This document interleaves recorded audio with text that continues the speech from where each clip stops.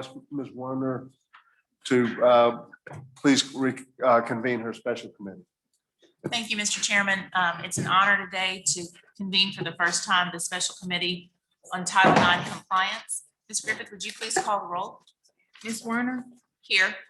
Ms. Jones, Here. Mr. Arminger, Here. Mr. Cox, Here. Mr. Morris, Here. Mr. Starnes, Mr. Woods. Here. Madam Chair, there's a quorum again. Thank you. First, I'd like to thank the chairman for appointing me to lead this extremely important committee, and to Ms. Jones, who's agreed to serve as vice chair, and my fellow supervisors who have joined this committee, many of them volunteering. We did not have to put out a broad call. This issue is of the utmost and most urgent importance to this university at this time. And so your service on this committee is very invaluable. It speaks a lot that we did not wait for a bylaws change to have a standing committee. I anticipate that will happen in the future, but that the chair saw fit for us to begin this work now. So it's my pleasure today to begin by introducing Dr. Jane Cassidy, who will come forward and bring us an update, introduce herself and bring us an update on all the work going on as we work to create the new Title IX office, all the work she's been doing with her staff, in conjunction with the president, the board, to begin to address the issues that we for too long did not address in the appropriate way, so that we can begin to provide a more safe and inclusive community for all of LSU. So Dr. Cassidy, thank you so much for joining us. Thank you for taking this role, and the floor is yours. Thank you. Good morning, everyone. I appreciate the invitation to be here this morning to give you an update on the work we've been doing in the Office of Civil Rights and Title IX. Let me begin by acknowledging that the reason we are here discussing this at a Board of Supervisors meeting is that we failed our students. We did not have appropriate education and support in place for our students, and some of them suffered traumatic events that no one should ever have to experience.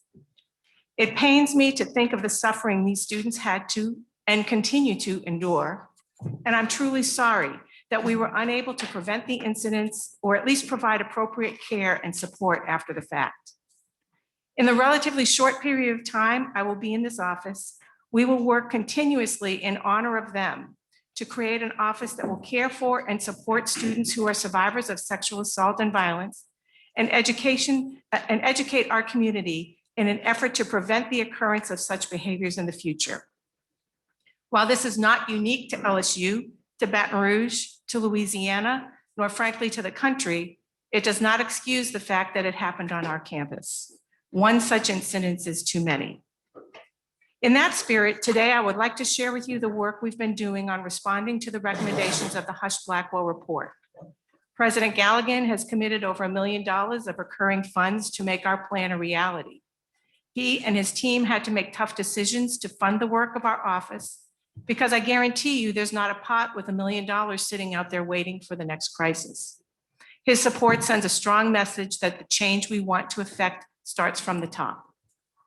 You may remember that there were 18 recommendations in the Husch Blackwell report, and for efficiency today, I've grouped them into 5 thematic areas. I'll present our accomplishments and highlight a timeline for other of the action items. We could have the next slide, please. The first theme is office operations. They are the first 4 recommendations out of the Husch Blackwell report, and we probably spent most of our time doing this because it deals with personnel and you can't do anything until we have help. So of the accomplishments, an interim vice president was hired. That obviously is me.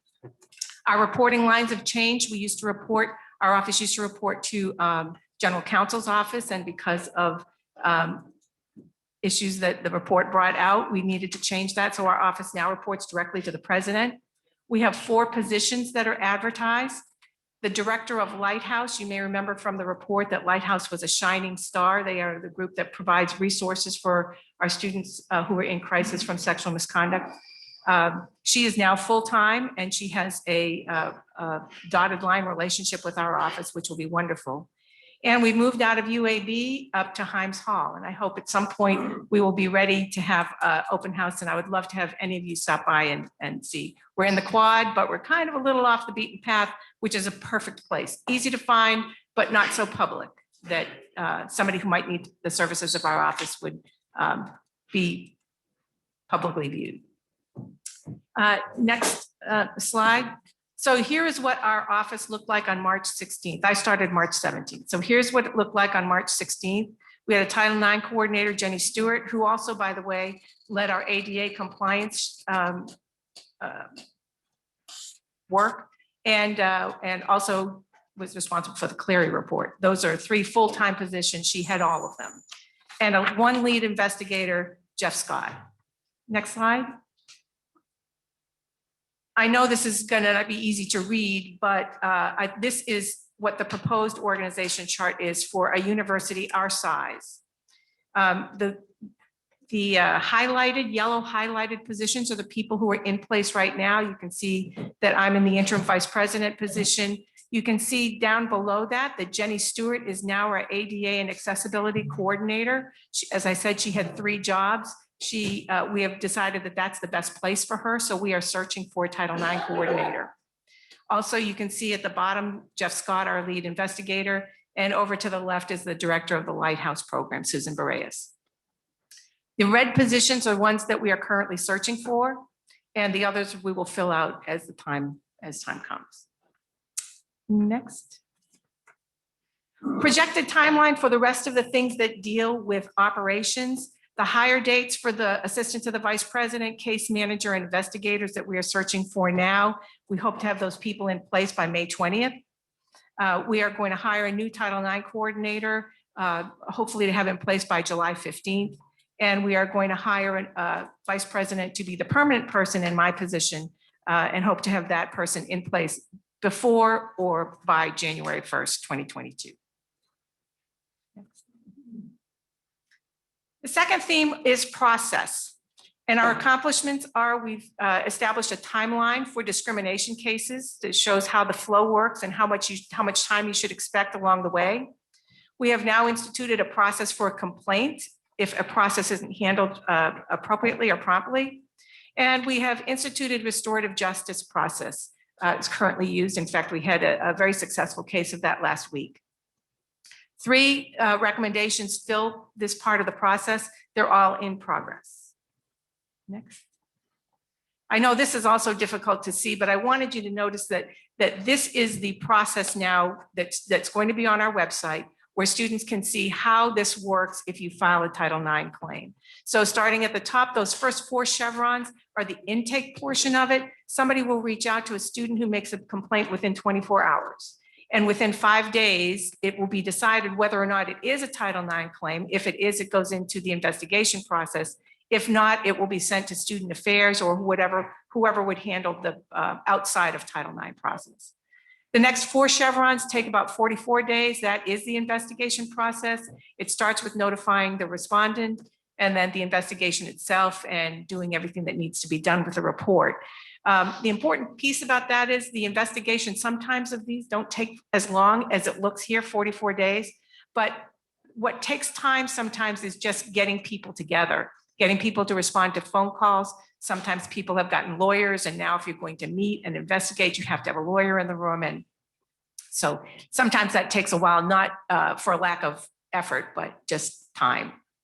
If there are findings, then it goes to the last part, which is the hearing part and the adjudication part. Those are the last 3 chevrons, and that takes about 35 days. Some of that is on a timeline that is required by the new laws that were put into effect in last August. So there was a hearing, a pre-conference hearing, there's a hearing, and then there's a finding, and then a process of appeal. And I'm sorry, there's a decision and a process for appeal. Thank you. Okay, the next one is the projected timeline for this. Let me just get mine up. I mentioned that we are doing restorative justice, but there are other alternative resolution processes. We are looking into those and figuring out how to pull them into our office. By August 15th, we will have that figured out. There's going to be a new civil rights and Title IX policy that will describe the reporting process, define mandatory reporters, and provide sanctions for employees who fail to report. That would be done by July 15th. And we also will have had the discussion and set forth presumptively appropriate sanctions for students found responsible for sexual misconduct. That also will be by July 15th. That will be in a policy. Next. The third grouping is training and education. There are 3 recommendations that deal with that. As far as athletics, I want to start there with this because all athletic appointees are now required to make reports of sexual discrimination of students directly to the Title IX coordinator. And I want to give a shout out to athletics, who also has been in the highlights. I've been working very closely with Stephanie Remp from the athletics department. And I want to just read a few of the things that they have already instituted and are working on there with regard to education and training. They have established an LSU Athletics Council on Sexual and Domestic Violence that's going to hold them accountable for all of the training and education that they're doing. They have Student Athletic Advisory Council and Black Student Athletic Association. Those students are committed to bystander intervention program in order to advocate for survivors. They have new HR positions that are focused on awareness of sexual and domestic violence. They have a comprehensive education program for student athletes, coaches, and all athletics employees that includes a contract with STAR and a Call to Men. If you're not familiar with a Call to Men, I would look them up online. It's a fabulous organization that has worked with NFL and other athletes about healthy manhood, men advocating and counseling men. There are a number of others, and I'm not going to list them all, but I wanted to make the point that athletics is moving on this, and the football players have already had their first training session with STAR. There's a contract I said just established with STAR in athletics. There's also a contract with LSU and STAR for the education, training, and review of our current online training modules. I've already said about the first educational session and the bystander intervention program also. So we've made some good progress on that. And on the projected timeline, you can see that we are working with STAR to look at our annual mandatory training for employees, graduate assistants, and student workers. A new version of that will be in place by August 15th. The My Student Body training that's required for new students will be reviewed by STAR and will be in place for August 15th. And training for Title IX personnel will be the first week in June as soon as we have everybody on board. Next. The fourth theme is record keeping and recording. Record keeping and reporting. For the accomplishments, we have now have an MOU with the LSU Police Department that's been signed and executed. I just had a meeting yesterday with the Chief of Police and a number of other people. We're working out just the few kinks that always happen when new processes started. But I can tell you it was a really wonderful, supportive, collaborative meeting, and this is going to work really well for us. We also have instituted assessments. Anytime a training session occurs, we do an assessment afterwards of all of the participants to see how we were doing. Next, our projected timeline. There are quarterly reports that are required. We are trying to figure out now everything that needs to go into those reports. We will provide them to the president every year on or before March 31st, June 30th, September 30th, and December 30th. We also will have a formal annual report to the campus and the community. And that report, we're going to do a 6-month report this year. So the report will be published on September 1st of this year, and then annually on or before March 1st. There'll be training from Maxient, which is our system that we intake information and store information on all of these incidents. So we'll do that training. It is scheduled already for May 24th, which is right after all of the new people are on board. And we'll do an assessment of the Title IX responsiveness and satisfaction by all people who come to our office. They'll get a qualitative survey to do. And if they want to respond to that, that will help us look at how well we're doing. That will be in place on June 1st. Next, the last theme is communication accountability. We now have an easy to use and easy to find website for reporting sexual assault, you can go to www.lsu.edu/support. And the first thing you get are 2 buttons and says if you are reporting about a student here and if faculty here. We have a tracker that's been developed and is being used right now internally for all action items in the Husch Blackwell report. I want to tell you that remind you that there were 18 recommendations, but we have 47 action items that we are working on to complete to meet those recommendations. It includes the action item, who the responsible person is, what the deadline is, and updates on the progress. That will be available by May 1st on the website.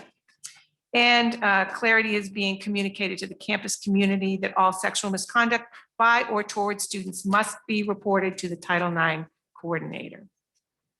And the last one.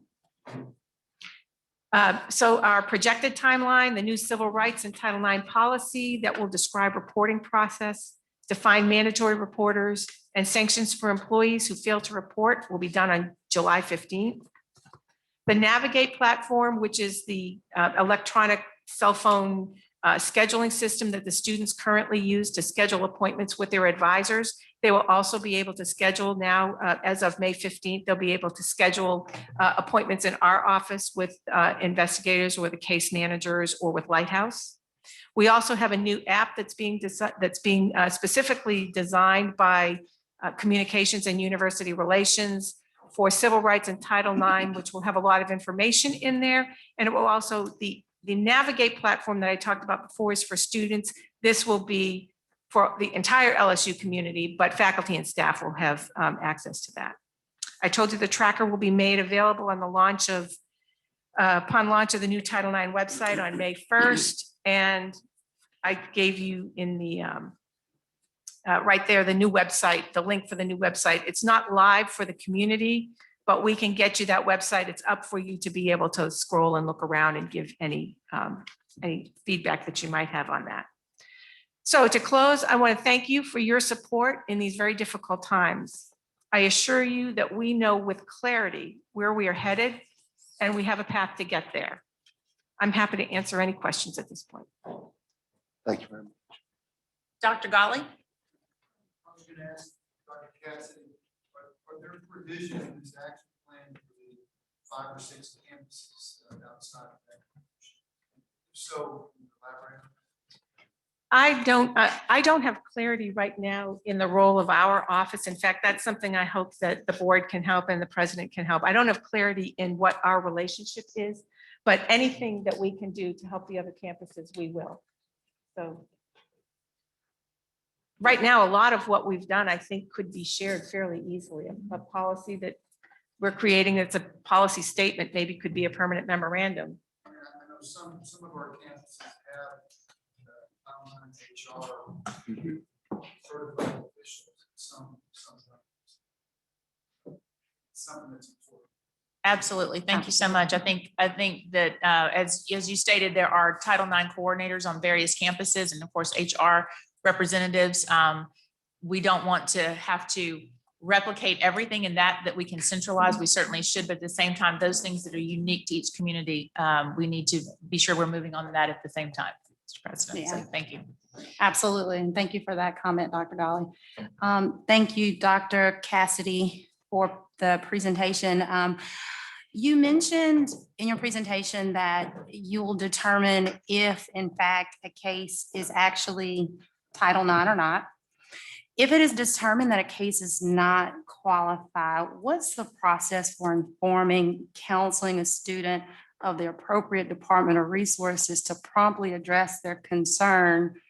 Because while it may not be a Title IX violation, it is certainly very important that the student has their concern promptly and appropriately addressed, so that it doesn't get lost in the shuffle, that it doesn't fall through the cracks. What does that process look like? Can you speak to that? Sure, that's a really great question because I think this is something that we've fallen down in the past on. The communication out of our office has not been what it needed to be.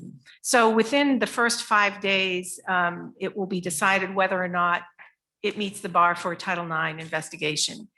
If not, that student will be communicated with through writing to let them know all of the, by that time they should if they've contacted Lighthouse, they will understand the resources, but we're also will get them in touch with student advocacy and accountability, which is most likely where it would go. So they will do that in writing, and we will attempt to reach them on the phone, but they will absolutely get it in writing. So within 5 days of the report. Great, thank you. Also, has any consideration been given to holding some sort of seminar or some session on a per semester basis, potentially for students to get to see a presentation and maybe be able to ask questions about these resources before anything were to happen, so that they know where they can go to access this information? I would say that I'm not there yet. That is absolutely a fabulous idea. I hadn't thought about that. What we have been thinking about is it's time now for me to start reaching out to TASA and some of the other groups of survivors and people who are advocates for survivors on campus and start talking to them. I needed to get the lay of the land first. So it's time for me to go out and do that. And I'm going to put that at the top of my list, is how we can facilitate forums, even if it's a Zoom meeting, even if it's just an information gathering for them, which is where all of the resources are on campus. That's a great idea. Also, thank you. Is there a way to incorporate that into the orientation process? Has that been done, or is that being Yes. considered as well? So for orientation, all students, and they can't schedule classes until they have completed the My Student Body, thank you, My Student Body, which is a general health and wellness training session. It's not specific to sexual misconduct, although we are beefing up the sexual misconduct part of that. STAR is helping us do that. And they also are going to learn how to use the EAB app as to how to report directly. So they have to do that as part of orientation and can't schedule without having completed it. Great, And it will be better than it is now. great. Thank you. Thank you, Ms. Jones. Is that for all students? Not just students? That's for all students. Okay. Yes. Thank you. Mr. Mallett? What's the process on when something happens? Where does it go next? How do we know about it? When does it get to us or to the president? Is that in your purview to figure that out, or somebody else is figuring? How does this board know when something serious like this has occurred? Well, we are going to do, every quarter, we're going to do a report. Are you asking just the number of? Let's say something happened today. When will we know about it?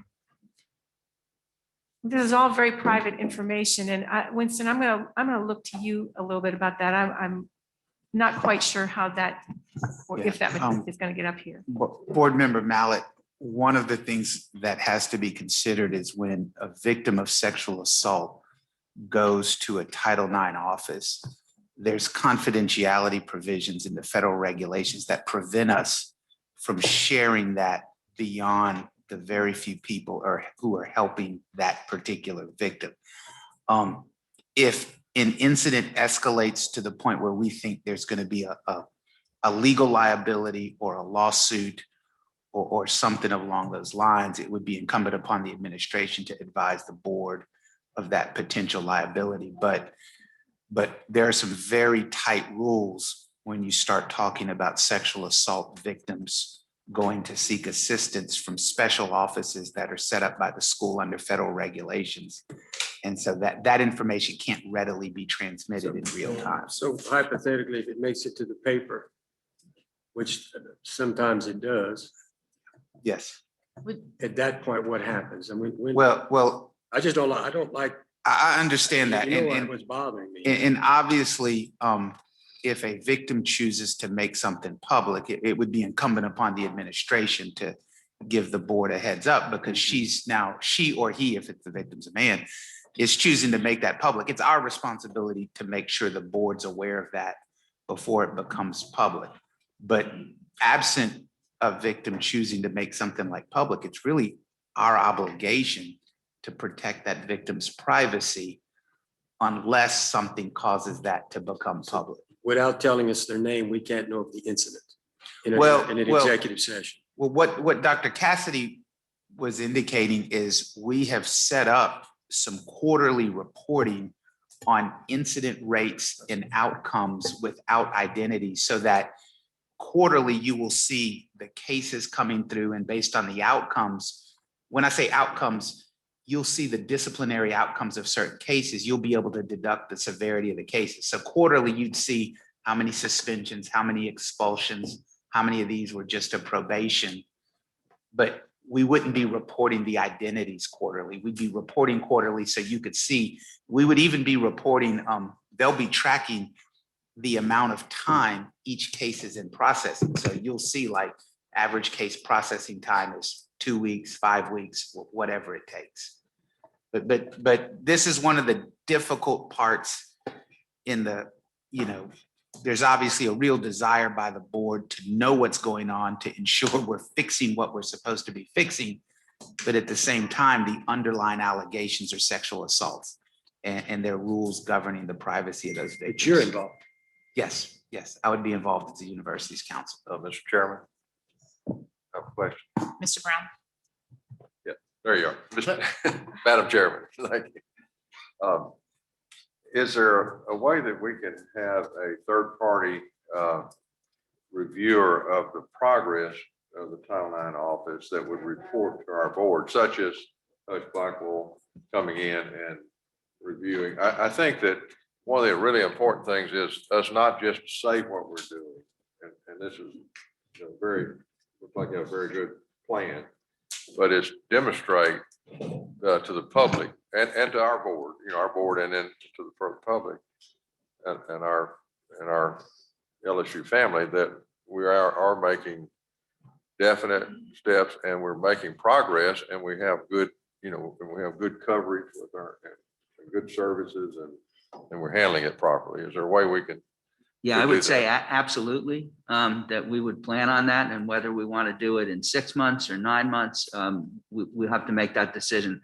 But I think absolutely we would welcome, as we continue to build the office and improve the processes, having an outsider come in and look at it and review and advise us. Well, Mr. President, could you come back to this board next meeting with a plan on what that would look like, and a proposal or whatever would be Yeah, appropriate, so we have a concrete plan going forward? Yeah, I certainly can. I can tell you right now that will probably recommend 6 months. But we can come forward with possible, who might those entities be? Would it be Husch Blackwell, or would it be someone else? Okay, thank you. Could I also add, I mentioned before when we were looking at the org chart that we're doing a search for a Title IX coordinator, because the original Jenny is taking over the ADA compliance. In the 3 months between now and July 15th, we are going to hire a consultant to be an external consultant to be our Title IX coordinator. And that person is a lawyer and has a PhD and works with an organization that's affiliated with ATICSA, which is the national organization for Title IX. And they are going to come and do the Title IX work, but they're also going to help us work on all of our policies and all of our processes. That's part of the contract. They're going to be here starting April 15th. They're going to be a full-time 40 hours a week working with us side by side. So Tom, if we do the outside audit in 6 months, maybe at the end of that 3 months, we could have a report from him to give you about how we're meeting national standards. That might be informative too. Yeah. That'd be great. Thanks, Jane. I invite any of my fellow committee members to make comments. Mr. Armentor, do you have any Thank you, Okay, Ms. you have a Werner. I would wealth like of to say one or two things. background? Thank you. We'd love to hear your comment. I'm certain that Mary Werner appointed me to this special committee on Title IX compliance because she's from Lafayette and she knows that I am a spokesperson and one of the major financial supporters of Faith House. Faith House is an agency in Lafayette that deals with up to 2,000 battered family members and their children at any given time. In fact, in March, April, May, and June of last year, during the height of COVID surges, Faith House was housing up to 3,000 battered family members at any given time. I've gained a lot of experience in domestic violence and the prevention of domestic violence as a result of my role with Faith House. And I very much look forward to using that experience to strengthen the Title IX office and systems of LSU in the future. Thank you so much. I appreciate you agreeing to serve. Mr. Cox. First, I wanted to thank Dr. Cassidy for all the work that she's done along with Lighthouse and everyone else working to fix these issues. I know that this is an issue that students very much care about. They're very concerned about. So I'm glad that you were able to present to us today. And I'm glad that the board was able to create this special committee to review this process and work alongside of you. I had some questions about the presentation. So excuse my ignorance. What is restorative justice? Don't say, excuse your ignorance, because I just learned about this myself. Okay. I can tell you that the little bit that I know about it is rather than going to a antagonistic review of things and going to the hearing panel, it allows two people who have been involved in the situation to come together through a mediator and actually work face to face. I'm going to use the word therapy. I don't know that that's an accurate description of it, but trying to work through the problems that created the issues to begin with and try to have a resolution that they both can live with, and whether they both go their merry way afterwards, that's fine, but it's trying to enable the two of them to get closure and on the event. That's really about what I know about it. Dr. Cassidy. Yes, do you know more? I've Good. given presentations on Oh, thank you, restorative Winston. justice. It's actually a modern concept within the concept of student discipline, where schools are now trying to figure out how to change discipline from discipline and punishment on certain milder violations to corrective actions that prevent further bad conduct. And so there are certain types of offenses where, in fact, the victim would prefer that there be corrective action rather than just some sort of punishment. And schools have identified this, and there's a theory about when you have certain misconduct, sometimes the better outcome is a corrective action that ensures prevention as opposed to traditional discipline. And that's the concept of restorative justice. And it's a very new concept that and the reason I've heard about it, it's being lectured about within the National Association of College and University Attorneys, because one of the corollaries is it also limits some of the legal liabilities that come out of disciplinary actions from students. That sounds like a great process, and I'm really glad I learned a little bit more about that. It will take a lot of training and a little bit of quite a few resources. I mean, it's not a simple concept, as you understand. Absolutely. So then for the Title IX process and timeline, first question is this shortening the Title IX process from what it used to be, or is this a completely new separate thing? I think I remember that the process was kind of lengthy, and that was a suggestion that they wanted us to shorten it. The timeline wasn't defined before, so we're defining it. I want to tell you that I've talked with people at 4 other institutions who have recently done a really good job with their Title IX, and all of them say it's foolish to put out a timeline because it is so out of the hands of the people in the office who are trying to do this. So sometimes it takes a long time before a survivor wants to talk and meet about it. So they might file the complaint and they're just not ready to talk. And so the time, you have to wait for those things to happen.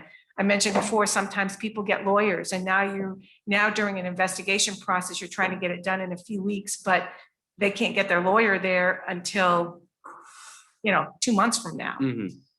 So I would say it's not any shorter than it was before. It's not any longer. We've just tried to define what we expect in a normal case, that we could meet it within those parameters. Some of it's set by federal law. The pre-hearing, once the findings have happened, the federal law requires that you send that to the respondent and to the complainant, and you have to wait 10 days before you can have a pre-hearing. So some of it's prescribed by law, but it's a total of 84 days is we think that most of the cases that we get, that we will be able to handle and complete them within 84 days. Well, thank you so much. That was all the questions I had. And thank you again for starting this process with us. Thank you, Stone. Thank you, Mr. Cox. Mr. Woods. Thank you, Madam Chair. Dr. Cassidy, do you have a sense of best in class, gold standard, so to speak, from a Title IX perspective, institutions around the country that you consider to be the cream of the crop, so to speak? Have you taken a look at that? So I've talked with the names that people have given me, and I can tell you they've got really great people there. I've talked with people at Missouri. I've talked to people at Baylor. I'm set up to talk with people in Michigan, Texas A&M, and UT Austin. Thank you. Madam Chair, a father who sent 3 daughters off to school, I certainly recognize the importance of this committee, and thank you for giving me an opportunity to serve. There's been no greater gut punch to me than this issue since my short tenure here on this board, and I look forward to working with Dr. Cassidy and the entire team to drill down on this matter and make sure that we're best in class as it relates to students coming through LSU. So thank you. Thank you, Mr. Woods. Mr. Juschlag. I'm not on the committee. Can I ask a question? Absolutely, please. Has thought been given yet to maybe the university having some type of program on the offense to where there could be group discussions about respect and getting faculty and students to think how to behave in the proper way, more dialogue, because part of our society has gotten very disrespectful lately.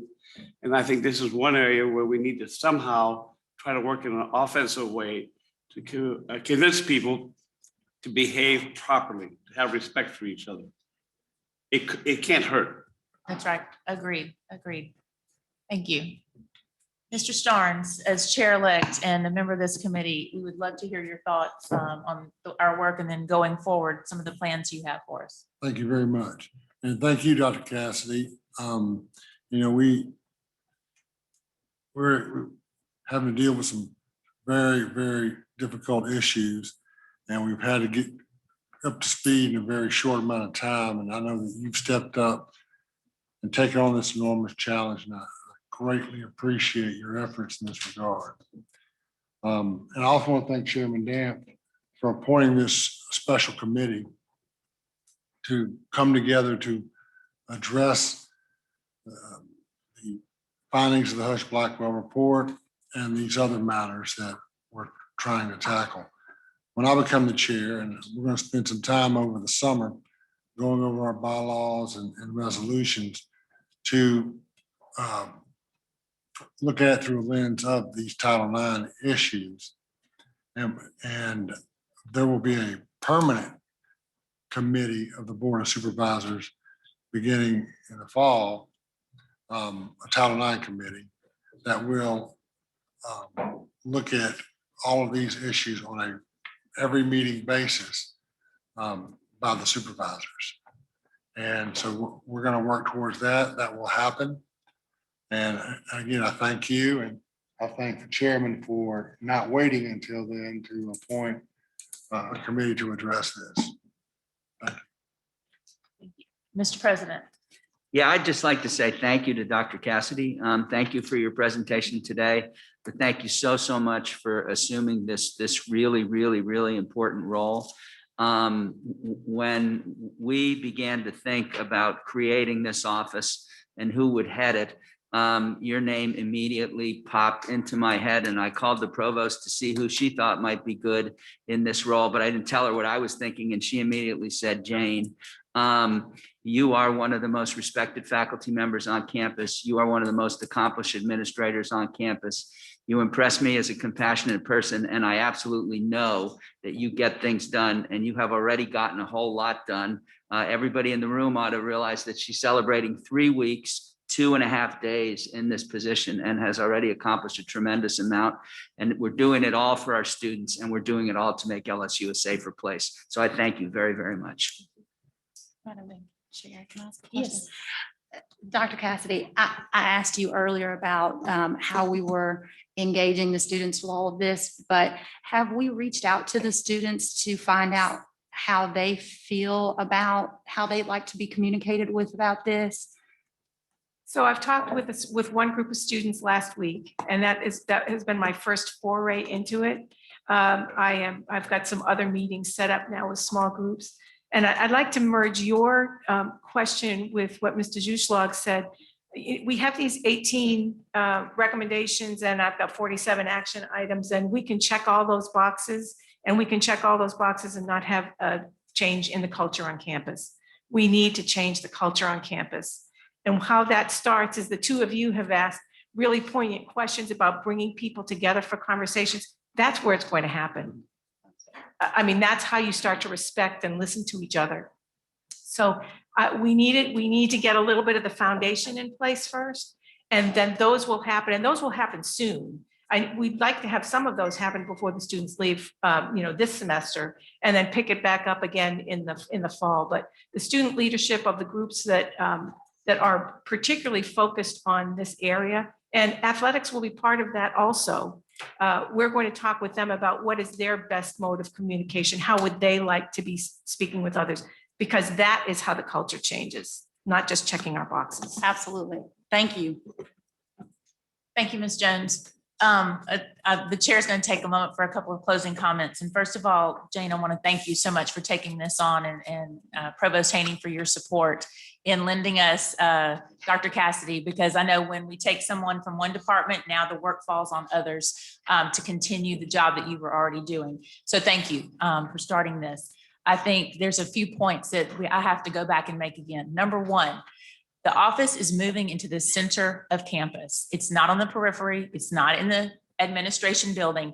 We are putting the office in the heart of the campus for students. Number one, one of the comments we heard over and over again, the development of the app to address Mr. Mallett and kind of in a way, we are here to protect our students and follow law and do all the things that are necessary so people are comfortable coming forward, that survivors are comfortable seeking services, which they need, healthcare and mental health care services. But we can never prevent someone from going on social media and telling a story, right? We've seen that over and over again. We need to be sure that we're providing a safe space for our students, at the same time respecting their freedom to communicate. And I know that the general counsel does a really good job of trying to harness this and then bring the information to us in the appropriate manner. But I'm very excited about the development of this app, because we all know, those of us who are parents of teenagers and college students, we all know that the kids these days and the younger generations than me want to just click on something and have the resources right there at their fingertip. It's not always easy to go to a website and navigate a website, though that helps us in the broader communication.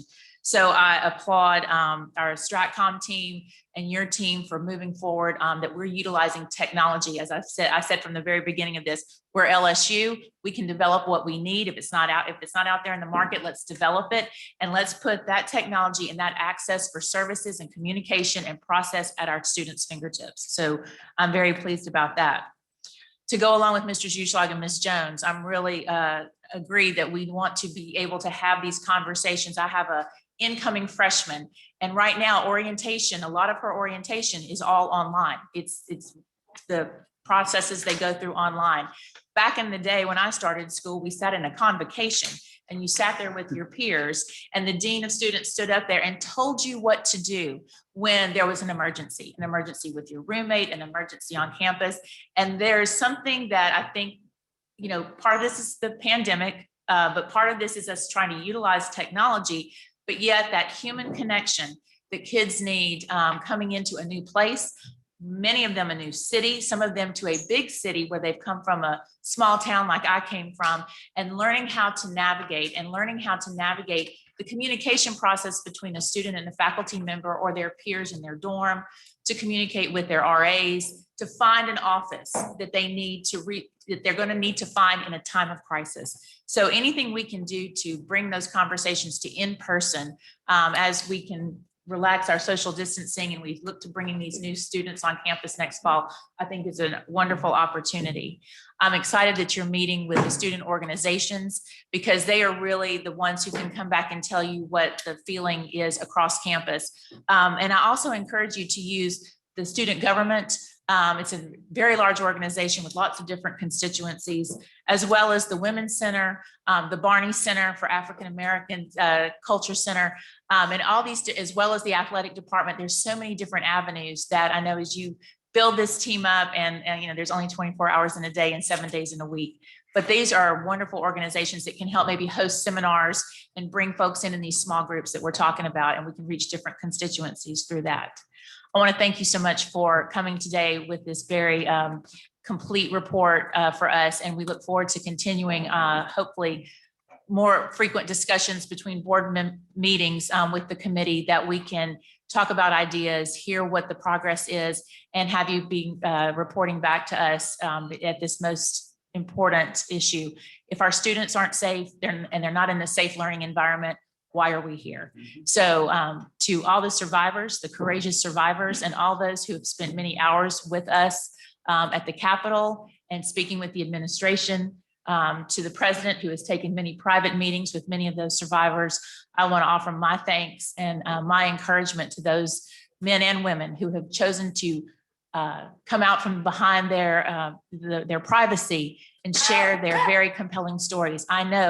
We know of many, but there are hundreds more. And I know that they are speaking in voices for all those other survivors. And hopefully we are instituting change here at LSU that will reach across not just Baton Rouge and this state, but LSU will become the leader and the shining star in this for all college campuses and communities across the country. So thank you for this work.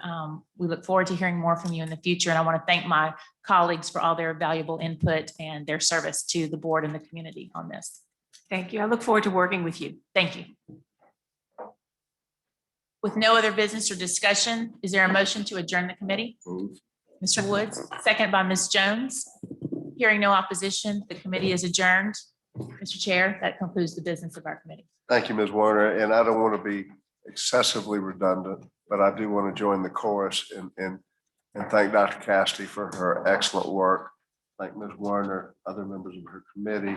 Thank Mr. Starnes for his commitment to make this a permanent committee next year. We do a lot of great things at LSU, but if we don't have a safe place for our students, you know, we failed. And so that's of paramount importance. We all recognize that, and we're deeply appreciative that we are moving aggressively in the right direction. So again, Ms. Warner, I thank you very much for